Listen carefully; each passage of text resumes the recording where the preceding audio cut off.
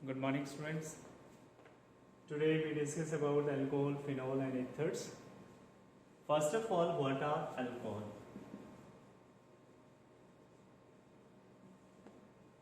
These are the derivative of hydrocarbons in which one of the hydrogen is replaced by OH group. In case of aliphatic hydrocarbon, then they are known as alcohol, in which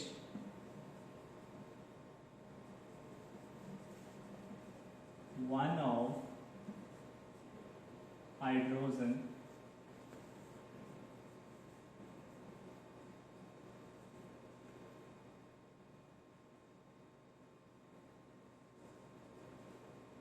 is replaced by OH group in aliphatic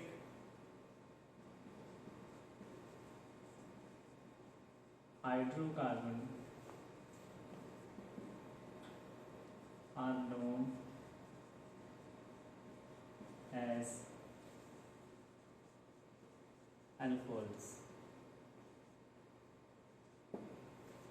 such as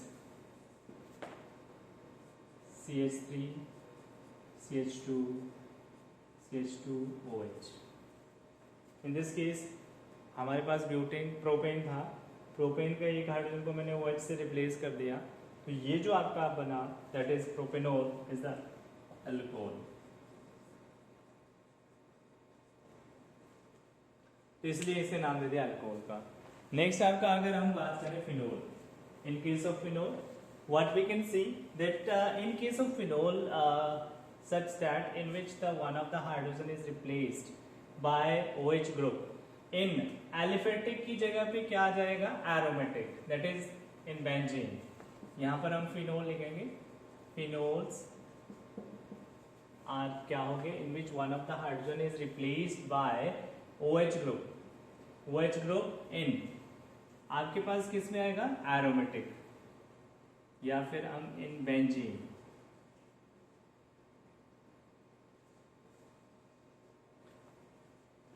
benzene are known as phenol, इसे नाम दे दिया phenols का। तो phenols में क्या example आ जाएगा, जैसे हमारे पास एरोमेटिक का ग्रुप है, बेंजीन है, बेंजीन के ऊपर OH ग्रुप लग गया तो इसे नाम दे दिया फिनोल का। ठीक है, इसी तरह से कोई आपका नेफ्थलीन है उसके साथ OH ग्रुप लगा देंगे, ये भी तो आ जाएगा नेफ्थोल। तो इस तरह से आपके पास ये कंपाउंड बनते हैं, उन्हें नाम दे दिया फिनोल का। तो ये आपके पास फिनोल के केस में हमारे ये डेरिवेटिव रहेंगे। Next one ether, in which one of the hydrogen is replaced by alkoxy group. Ethers when one of hydrogen is replaced by alkoxy group in aliphatic and aromatic hydrocarbon. तो उसे नाम दे दिया ethers का, like ROR, ये आपका ether है, alkoxy alkene.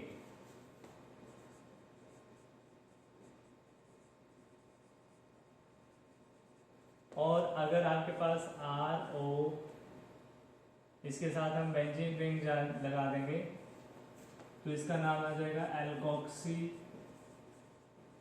Benzene. तो ये आपके ईथर की फॉर्मेशन करते हैं। अब उसके बाद आता है classification.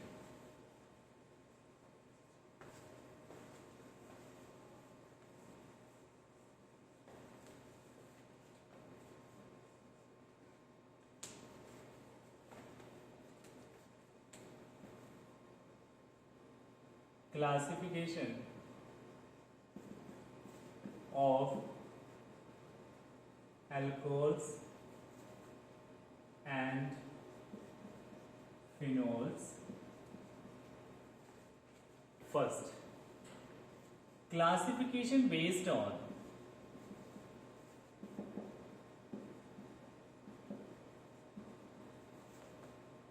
number of OH group. Classification based on number of OH group कि कितने नंबर में है, like that CH3, CH2, CH2OH, तो इसे नाम देंगे मोनोहाइड्रिक। इसी तरह से बेंजीन के साथ भी अगर एक OH है तो इसे भी मोनोहाइड्रिक का नाम दे दिए। डाइहाइड्रेट में CH2OH, CH2OH, dihydrate, like that benzene also having dihydrate, ये हो जाएगा। ट्राइहाइड्रिक, इसमें क्या आ जाएगा, जैसे CH2OH, CHOH, CH2OH, और इसी तरह से बेंजीन में भी OH, OH एंड OH, ये क्या हो जाएंगे, ट्राइहाइड्रेट। ये आपके पास आ जाएंगे classification based on number of OH group. तो इतने आपके नंबर ऑफ OH ग्रुप के हिसाब से भी हम इनको कर सकते हैं mono, di and tri hydric जो आपके ग्रुप रहते हैं, ठीक है। तो इसी के बेसिस पे हम इनको क्लासिफाई करते हैं according to their numbers. Next one, the compound containing sp3 hybridization in OH group, जो इसके साथ वो जुड़ा हुआ है, OH ग्रुप जिस कार्बन के साथ जुड़ा है उसकी हाइब्रिडाइजेशन sp3 है। तो इसके लिए हम अनदर क्लासिफिकेशन है, क्लासिफिकेशन कंटेनिंग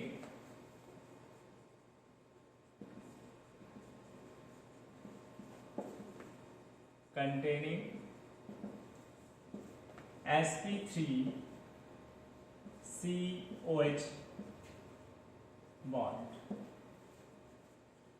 अब जैसे हमारे पास ये अल्कोहल है CH3CH2OH, तो इसे नाम दे दिया, दैट इज इस कार्बन की हाइब्रिडाइजेशन sp3 है और ये आपका प्राइमरी अल्कोहल है। सेकेंडरी में CH3CH3OH, इसमें सेकेंडरी अल्कोहल आएगा, और टर्शरी में CH3CH3CH3OH, ये टर्शरी अल्कोहल आएगा। तो इसका मतलब हमारे पास ये क्लासिफिकेशन है, जिस कार्बन के साथ ये OH जुड़ा हुआ है वो sp3 हाइब्रिडाइज होगा, चाहे प्राइमरी हो, चाहे सेकेंडरी हो, चाहे टर्शरी हो। देखो इसमें 2 हाइड्रोजन है, एक कार्बन के साथ बॉन्ड है, एक OH के साथ है, तो इस कार्बन के 4 सिंगल बॉन्ड है और sp3 हाइब्रिडाइजेशन होगी। इसमें 4 है, sp3 हाइब्रिडाइजेशन होगी। इसमें 4 है तो ये भी sp3 हाइब्रिडाइज होगा। तो ये आपके पास क्लासिफिकेशन आती है और इसको हम फर्दर क्लासिफाई करते हैं primary, secondary and tertiary alcohol में। तो इस तरह से हमारे पास ये क्लासिफिकेशन आती है based on sp3 hybridization. Next one is allylic alcohol. Allylic alcohol कौन से होते हैं, जिसमें OH group directly attach to sp3 hybridized carbon which is next to the double bond. Next one is allylic alcohol. Allylic alcohol में भी sp3 hybridisation होती है, लेकिन आपने एक चीज ध्यान रखनी कि डबल बॉन्ड से नेक्स्ट वाले कार्बन के साथ OH ग्रुप जुड़ा होता है। Like I have taken the example of that CH2 double bond CH, CH2 and OH. In this carbon hybridization is sp2 and this is also distinguished by primary, secondary, tertiary. इसको भी हम कर सकते हैं primary, secondary, tertiary में। तो ये भी आपका एलाइलिक अल्कोहल भी प्राइमरी हो सकता है, सेकेंडरी हो सकता है, टर्शरी हो सकता है। और इस कार्बन की हाइब्रिडाइजेशन देखेंगे तो ये क्या है, sp3 हाइब्रिडाइजेशन इसकी शो करेगा। तो इस तरह से हम बोलेंगे allylic alcohol in which the OH group is directly attached to that carbon which is next to the double bond, double bond के नेक्स्ट वाले के साथ ये जुड़ा है। इसी तरह से बेंजाइलिक भी होते हैं आपके पास, बेंजाइलिक अल्कोहल। बेंजाइलिक में क्या होगा कि OH ग्रुप आपका बेंजाइल जो आपका ग्रुप होता है उसके डायरेक्ट डायरेक्टली जैसे डबल बॉन्ड थे नेक्स्ट वाले कार्बन से साथ जुड़ा हुआ है, तो इसे नाम दे दिया benzylic alcohol.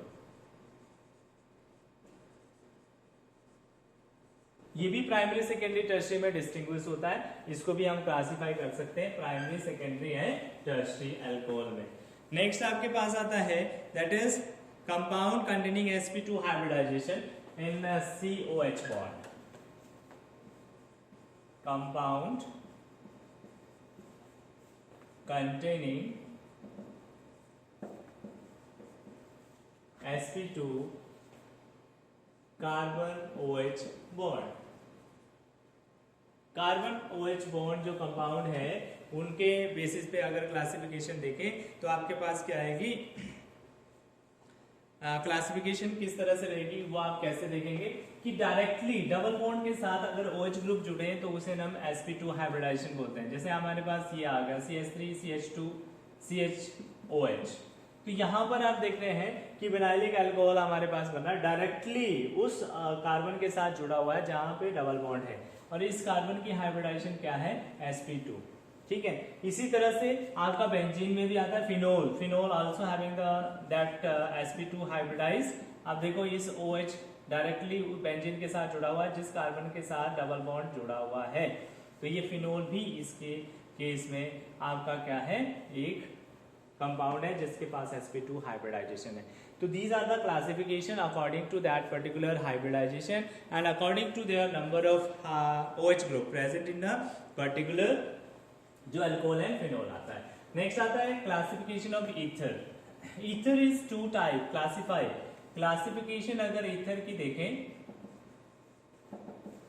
Of ethers, classification ether में आता है, एक आता है सिमेट्रिकल, एक आता है अनसिमेट्रिकल। सिमेट्रिकल और अनसिमेट्रिकल का मतलब क्या है, when the alkyl group in both of the side of oxygen atom is similar, तो आपके पास सिमेट्रिकल बनेगा, और अगर आपके पास डिफरेंट आ रहा है तो आपका डिफरेंट, आपका जो अनसिमेट्रिकल बनेगा ईथर। तो सिमेट्रिकल में क्या हो गया, जैसे हमारे पास ये ग्रुप आ गया CH3OCH3 in both side, both alkyl groups are same, तो जो आपका ईथर बनेगा उससे आगे नाम देते हैं सिमेट्रिकल ईथर का। जैसे हमारे पास ये आ गया alkoxy alkane that is methoxy methane.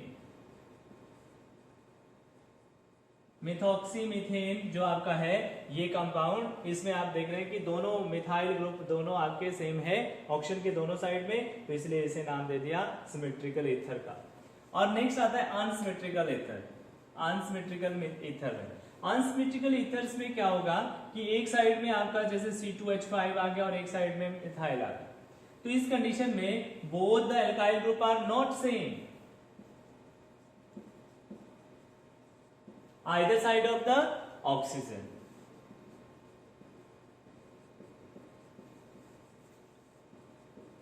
Oxygen के दोनों साइड में सेम ग्रुप नहीं है, तो इसका नाम क्या हो जाएगा, methoxy ethane is the name of that compound. तो ये भी आपके पास एक इसकी क्लासिफिकेशन है। तो ये था आपका फर्स्ट जो हमने अल्कोहल फिनोल ईथर के बारे में डिस्कस किया, and then their classification, and after that we discuss about their that is a preparation, and today we can only discuss these in this module. We can discuss about these classification, their what are the alcohol, what are the phenol, and what are ethers, and next module we discuss about the preparation of alcohol, phenol, and ethers, and thank you for this, and we can discuss in the next topic the preparation of alcohol, phenol, and ethers. Thank you.